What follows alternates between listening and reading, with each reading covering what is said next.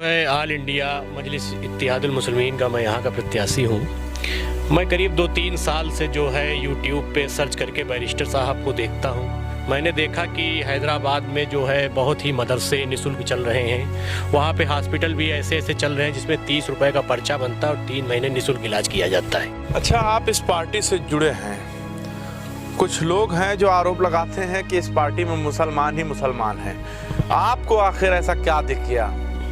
देखिए, ऐसा गलत है, विरोधियों का होता है कहने का कि मुसलमान मुसलमान है, लेकिन कुछ नहीं है। हमारे उत्तर प्रदेश में 100 सीटें ओवैसी साहब का लड़ाने का प्लान अभी है, हो सकता बढ़ भी जाएं, लेकिन उनके यहाँ हिंदुओं की बराबर भागीदारी है। सबको टिकट दिया जाएगा और सबको टिकट दे के लड़ाया जाएगा जी है उनको। इससे पहले वो आए थे, इसी बाराबंकी की धरती पर आए थे, तो मुकदमा लिख दिया गया था, काफ़ी लोगों पर मुकदमा लिखा गया। देखिए, हम आपको बताएं, बाराबंकी में जब उनका कार्यक्रम लगा तो समाजवादी के जो हमारे वहाँ के सदर के एमएलए हैं, उनकी दिलों की धड़कन बढ़ गई कि उन्होंने सोचा कि अभी हमारी सीट चली जाएगी।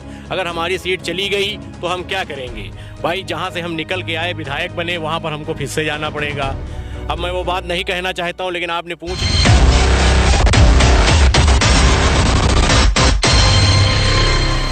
जनता कहिन में आपका फिर से स्वागत है। मैं हूं आपके साथ मोहम्मद ज़ैफ। हमारी जो चुनावी यात्रा है वो लखनऊ से फिर से निकलकर आगे की तरफ बढ़ती हुई नज़र आ रही है। इस वक्त मैं जिस ज़िले में हूं ये बाराबंकी है और जो विधानसभा है वो रामनगर है।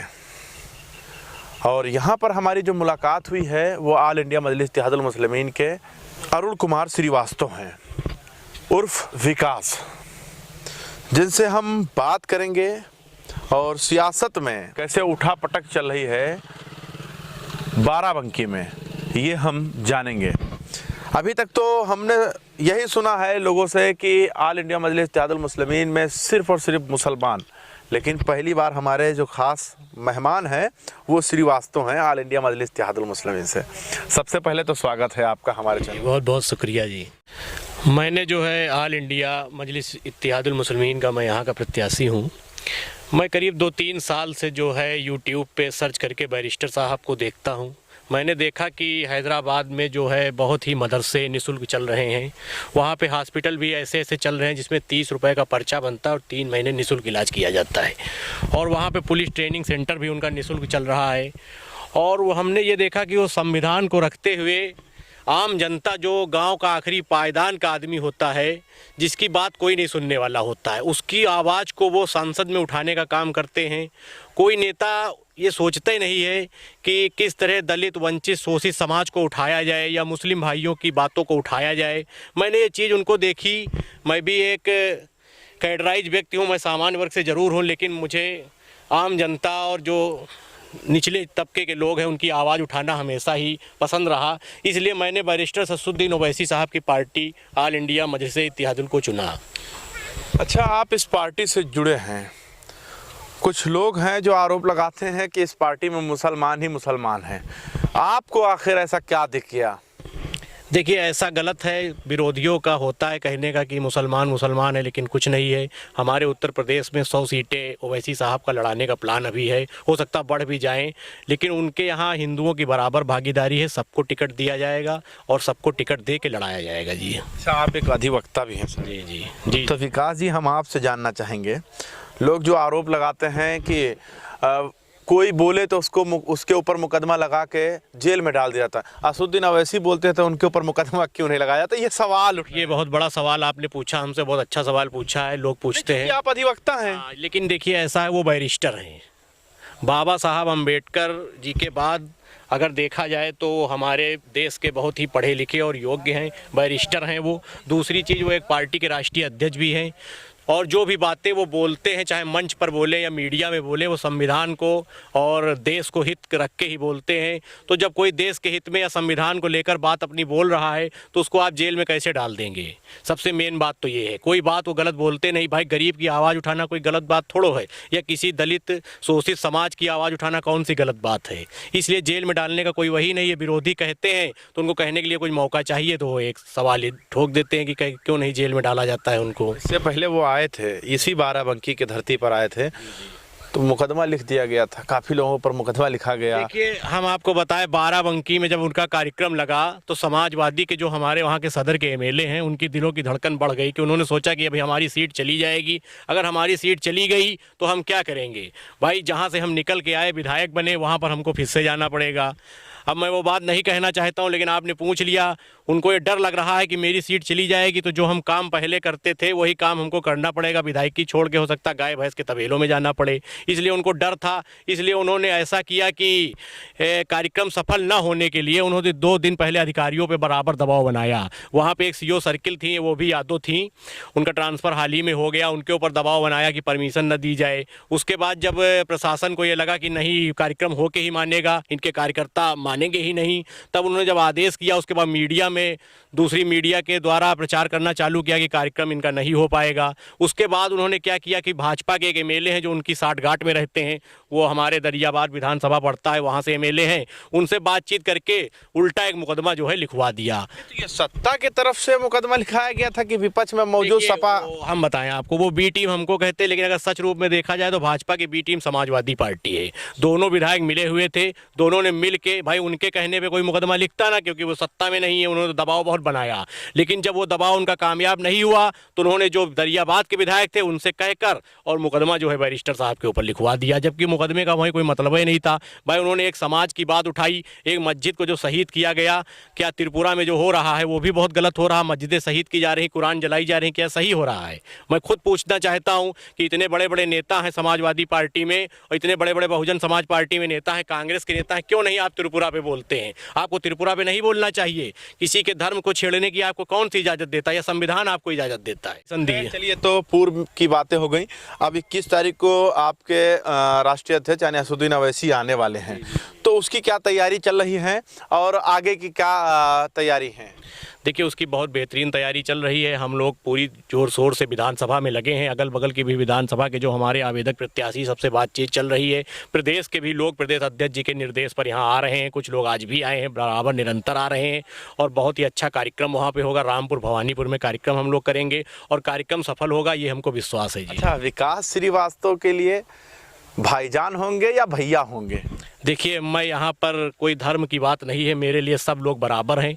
मैं असदुद्दीन ओवैसी भैया होंगे या भाईजान होंगे, क्योंकि उनको तो भाईजान के नाम से जो है पुकारा जाता है। देखिए, वो हमारे राष्ट्रीय अध्यक्ष हैं, हमारे सदर हैं, वो हमारे लिए सदर ही होंगे, राष्ट्रीय अध्यक्ष ही होंगे। राष्ट्रीय अध्यक्ष ही होंगे, लेकिन जो लोग आरोप लगाते हैं उसको कैसे सिद्ध करेंगे? वो जो भैया भाईजान की कोई बात ही नहीं है, यहाँ पर वो हमारे सदर हैं, राष्ट्रीय अध्यक्ष हैं, तो हमारे राष्ट्रीय अध्यक्ष होंगे।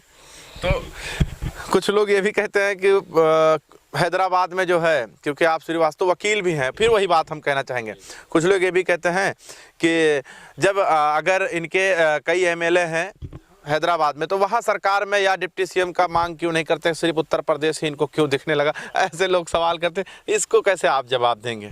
नहीं, ऐसा नहीं, वहाँ पे भी हमारे एमएलए हैं, बिहार में भी हमारे एमएलए हैं, और ऐसा नहीं अगर बढ़ जाएंगे एमएलए तो हम लोग उत्तर प्रदेश में सरकार भी बनाएंगे, बराबर की हिस्सेदारी भी लेंगे। ऐसा नहीं कि मांग नहीं की जाती। भाई वो कोई नेता बनने नहीं आए हैं, अपने कौम को नेता बनाने आए हैं। जो 20% की कौम है उसको नेता बनाने उत्तर प्रदेश आए हैं। ओम प्रकाश राजभर तो कूद के कहीं और बैठ गए समाजवादी के पहले में। प्रकाश राजभर की तो कोई गारंटी, अकेले आप लड़ लेंगे, अकेले ही निकाल लेंगे। ओम प्रकाश राजभर का जैसे कहा जाए तो उनकी कोई पिक्चर अभी भी साफ नहीं है, उनकी कैसेट रोज बदलती रहती है। कभी वो योगी जी से मिलते, स्वतंत्र देव सिंह से मीटिंग करते हैं, कभी वो जाकर अखिलेश यादव से मिलते हैं, और कभी वो बहन जी के यहाँ लाइन लगाते हैं। तो उनकी कोई गारंटी नहीं। उनको तो हम समझते हैं जब तक चुनाव आचार संहिता न लग जाए और लोगों के आवेदन दाखिला न हो जाए, तब तक उनकी खुद की गारंटी नहीं कि वो लड़ेंगे या नहीं लड़ेंगे, किस पार्टी से लड़ेंगे। वो तो अकेले ही आप उत्तर प्रदेश में काबिज हो जाएंगे? बिल्कुल हो जाएंगे भैया। 20% हमारे मुस्लिम भाई हैं, प्लस हमारे हिंदू भाई भी साथ दे रहे हैं, तो क्यों नहीं हो सकते हम लोग। ममता बनर्जी जी ने कहा था खेला होवे, अखिलेश यादव जी ने कह दिया खदेड़ा होवे,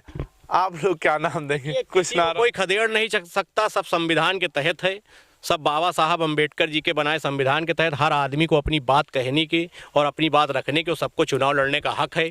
अब उन लोगों का कहना है कि खेला होवे, खदेड़ा होवे, पता नहीं क्या होवे, ये तो ऊपर वाला जाने, लेकिन ये हमको पक्का पता है कि हम लोग जरूर इस बार काबिज होंगे, ये हमको विश्वास है। विकास श्रीवास्तव हैं, माथे पे टीका नहीं है, कहीं ऐसा नहीं मीम में शामिल हो गए तो बस उधर ही हो गया? देखिए, माथे पे टीका लगा के कभी धर्म नहीं साबित किया जाता। हम एक इंसान हैं, हर इंसान को आजकल तो जेएनयू पूछा जाता है, उसको कैसे सिद्ध करेंगे? वो कुछ पाखंडियों का काम है ये जो टीका लगा के चलते हैं, रात को कुछ और करते हैं। अच्छा, कुछ और करते हैं, क्या करते हैं ये तो अलग एक विषय होगा।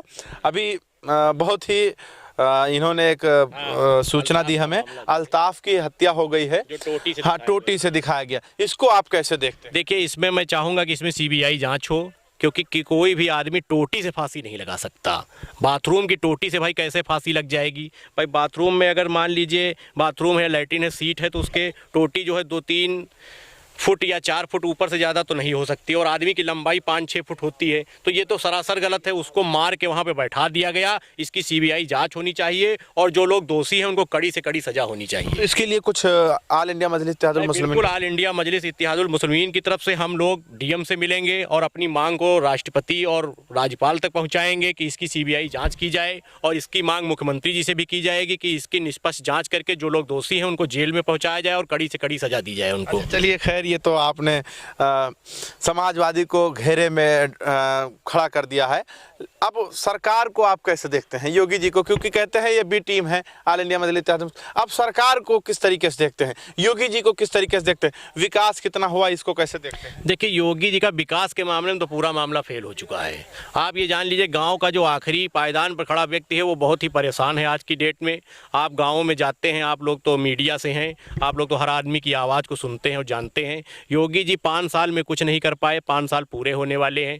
पूरा ये समझ लीजिए कि अगर इन्होंने कुछ किया है तो कुछ निजी लोगों का फ़ायदा कराया है जैसे, और बाकी जो है ये गांव में किसी भी इंसान का फ़ायदा नहीं करा पाए। लॉकडाउन में पूरी चौपट व्यवस्था रही, पुलिस पूरी तरह हावी रही। हमारे गरीब बेचारे किसान इस समय खाद की सबसे बड़ी समस्या है। मैं आपको बता दूं, मेरा डिस्ट्रिक्ट जो बाराबंकी है, इस डिस्ट्रिक्ट को किसान का डिस्ट्रिक्ट कहा जाता है। यहाँ खेती सबसे आगे है।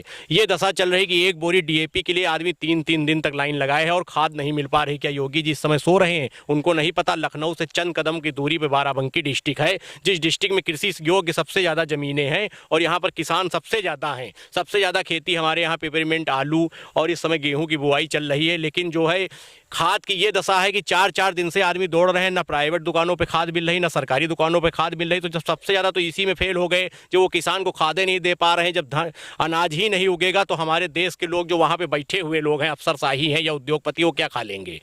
मैनिफेस्टो में क्या होगा, सिर्फ मुसलमान? नहीं, ऐसा कुछ नहीं। हम लोग सबको साथ में लेके चलेंगे और सबको देखा जाएगा और सबको हक दिलाया जाएगा, सबकी बातें होंगी। चलिए खैर, बहुत अच्छी बात है, आपसे बात करके बड़ा अच्छा लगा। तो ये थे हमारे साथ ऑल इंडिया मजलिस इत्तेहादुल मुस्लिमीन से प्रत्याशी रामनगर से, यानी जिला बाराबंकी, जिनसे हमारी बात हो रही थी और उनसे काफ़ी चर्चा हुई चुनाव को लेकर 2022। देखते रहें जनता का हिंद। कैमरामैन चांद के साथ मैं मोहम्मद ज़ैफ, लखनऊ।